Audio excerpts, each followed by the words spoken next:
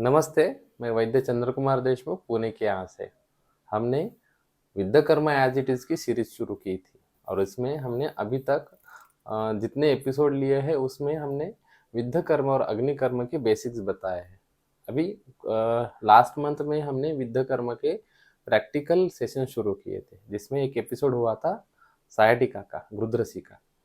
तो बीच में गैप हुआ था 1 महीना क्योंकि बहुत सारे लेक्चर्स थे और वो महाराष्ट्र के बाहर जाना पड़ा लेक्चर्स के लिए, इंडिया के बाहर भी जाना पड़ा।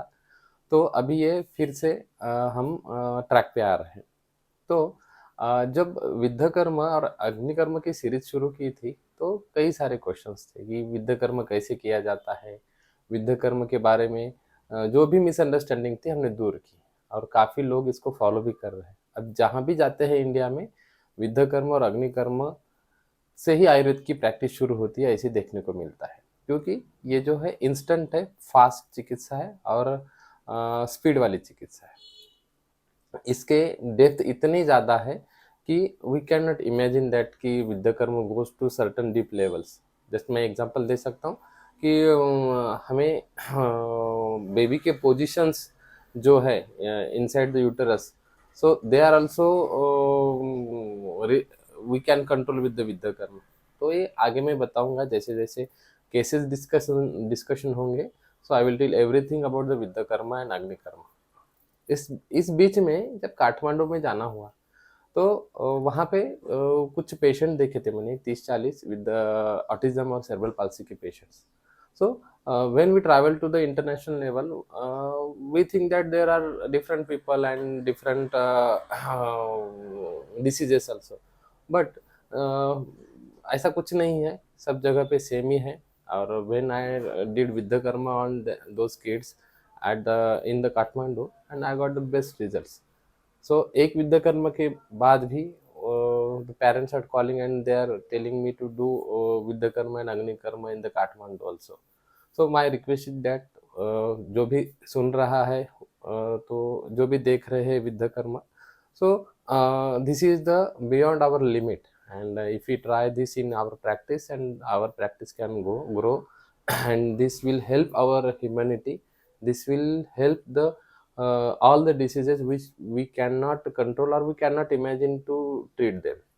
So please try this, but accuracy is very important and we are trying everything to give the accurate Vidyakarma and Agni Karma through this Vidyakarma as it is series.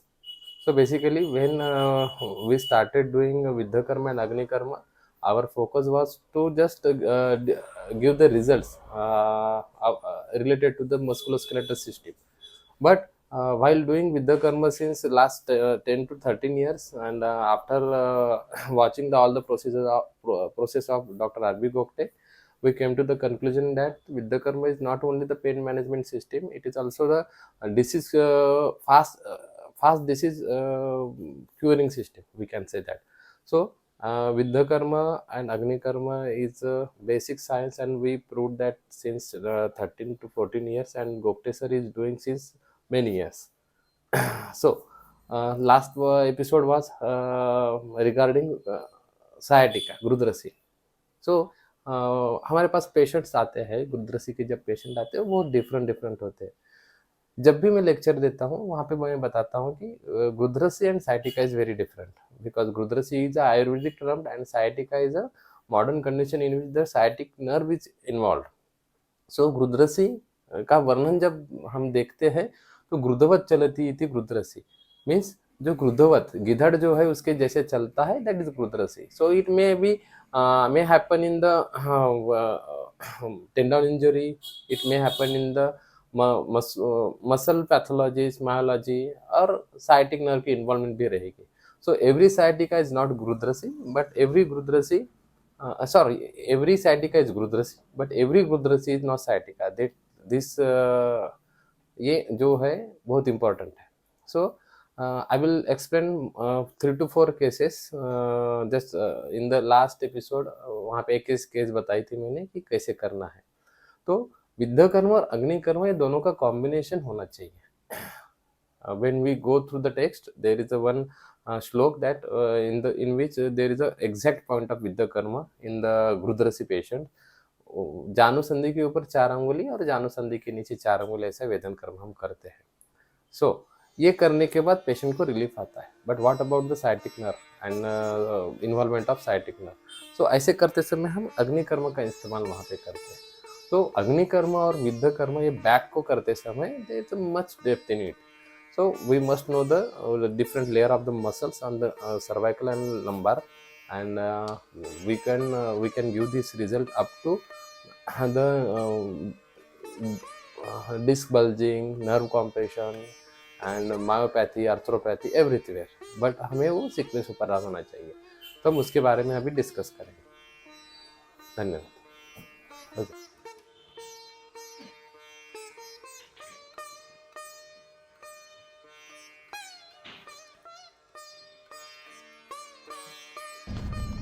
This is typical case of sciatica, so we can call it Grudrasi also।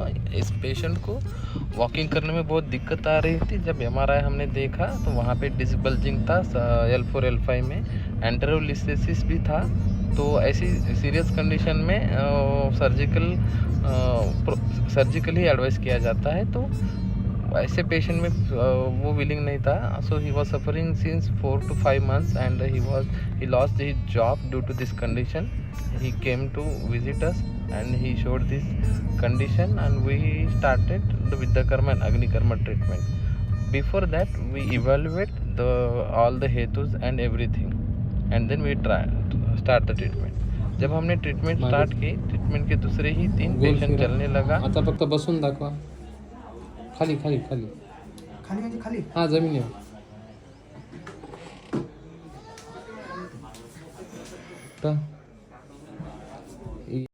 तो ऐसे सारे cases के बारे में हम discussion करेंगे। तो जब भी पेशेंट आता है तो पहले तो काउंसलिंग करनी चाहिए कि विद्या कर्म और अग्नि कर्म क्या है। आप अच्छी तरह से उसके मॉडर्न के जो इन्वेस्टिगेशन है वो देखने चाहिए। यहाँ पे देखिएगा, यहाँ पे L2 L3 L4 यहाँ पे थिकनेस है, डिस्क बल्जिंग था पेशेंट के लिए, डिस्क प्रोलैप्स था, तो वो आपको हेल्पिंग रहेगा। But this is not our Ayurvedic diagnosis. हम आयुर्वेदिक डायग्नोसिस करते समय हम देखते हैं कि पेशेंट को हेतु कैसे रहेंगे। जैसे वेट लिफ्टिंग है तो हमारा वात रक्त में जाता है। So you can see the clearly there is a disc bulging and there is a slight compression of the lumbar roots। so he was very difficult, he was in pain and this is the actual MRI of the patient। I am showing this MRI because after the Viddha Karma and Agni Karma we get the result and we see the changes in his MRI also। so आप अगर patient को बिठाएंगे so patient must be in perfect comfortable position and after that वो हम examine करते हैं। Examine करते समय patient को पेन नहीं होना चाहिए, कंफर्टेबल सिटिंग होनी चाहिए। और वो देने के बाद हम anterior superior spine, coastal margins, उसका जो बैक है वो बैक का कर्वेचर जैसे ही आयुर्वेद में बताया गया है, दर्शन स्पर्शन परीक्षित रोगिनम, तो हम यहाँ पे वो परीक्षा करने वाले हैं। अब परीक्षा करते समय हमें सरफेस मार्किंग का ज्ञान है, हमें बैक के मसल्स का भी ज्ञान है, ये हमें अवगत है, ऐसा मैं यहाँ पे गृहित रखूँगा। तो जब भी पेशेंट में हम करते हैं तो उसके पहले पेशेंट पैरासर्जिकल प्रोसेस होने की वजह से, विद्या कर्म और अग्नि कर्म पैरासर्जिकल प्रोसेस होने की वजह से आपको कंसल्ट लेना बहुत ज़रूरी है। Consult in the patient's hand written page and patient ने खुद लिखना चाहिए, या अगर वो लिख नहीं सकता है तो उसके साथ आने वाले लोगों ने लिखना चाहिए, because this is the parasurgical procedure and we must take the consent of the patient. And after that मैंने यहाँ पे एंटीरियर सुपेरियर इलियक स्पाइन से सरफेस मार्किंग करने का सोचा था। वहाँ पे हम देख सकते हैं थोड़ा सा डेफिशिएंट है और ऊपर नीचे है पेशेंट। तो ऐसे समय में हम विद्या कर्म और अग्नि कर्म का पेशेंट में बहुत फ़ायदा होता है।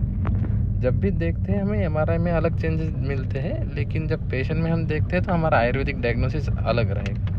वातज रहेगा, कफज रहेगा, दोष के हिसाब से रहेगा, संसर्ग व्यास वेद स्वाप स्तंभ, हम कौन सा पेन का डिफरेंट फॉर्म है वहाँ पे मिलता है वो हम देखते हैं। और उसके बाद हम एग्जैक्टली मार्किंग देखते हैं with the help of the allopathic या मॉडर्न साइंस। वहाँ पे हम मार्किंग देख के हमें एग्जैक्टली कितना डिफिशिएंट है और हमें विद्यकर्म और अग्निकर्म कहाँ करना है वो हम देखते हैं। ये स्पाइन का कर्वेचर भी हम देख सकते हैं, वो पेशेंट का स्टिफनेस की वजह से, लेफ्ट के स्टिफनेस की वजह से स्पाइन का कर्वेचर है जो बदल गया है, और वो भी हमें प्रैक्टिकली देखना पड़ता है कि कौन से साइड के मसल जो स्पाज्म में है।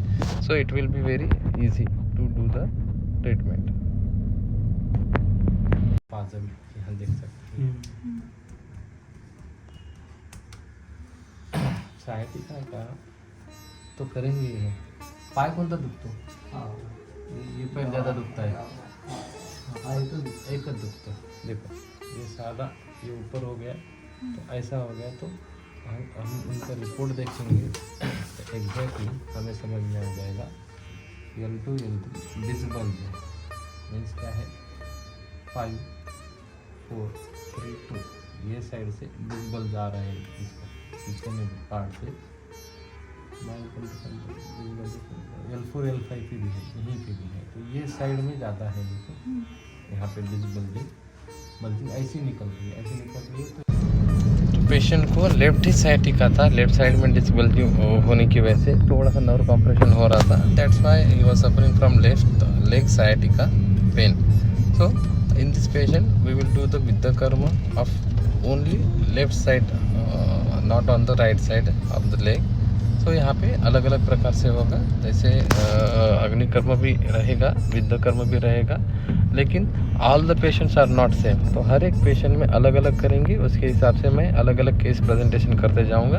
This is the only case of the left side gridhrasi हम जो कहते हैं, तो उनमें कर रहा हूँ मैं। हाँ, बैक को विद्यकर्म करते समय हमें ज़्यादा से ज़्यादा दूर करना है, जहाँ पे स्टिफनेस ज़्यादा है वहाँ पे हम विद्यकर्म करेंगे। But for the agnikarma we must know the nerve roots and the pathways, so it will be very easy. But actually यहाँ पे नर्व पे अग्निकर्म नहीं होता है, हम यहाँ पे मसल पे, स्किन पे, मसल के लेयर पर करते हैं, लेकिन अग्नि करते समय अग्नि द्रव्याश्रय न दहती, वो हम यहाँ पे इस्तेमाल करते हैं, और द्रव्याश्रय यहाँ पे सुवर्णशला का ही चाहिए। अगर हम ताम्रशला का इस्तेमाल करते हैं तो यहाँ पे उपयोग नहीं होता है, सुवर्णशला का ही यहाँ पे उपयोग होता है।